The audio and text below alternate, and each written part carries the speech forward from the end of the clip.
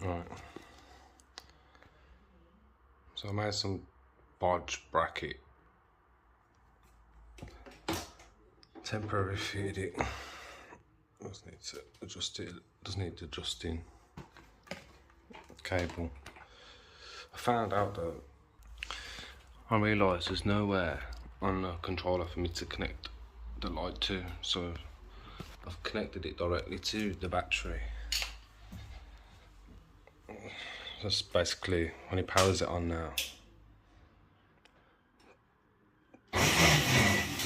The light's just going to be permanently on.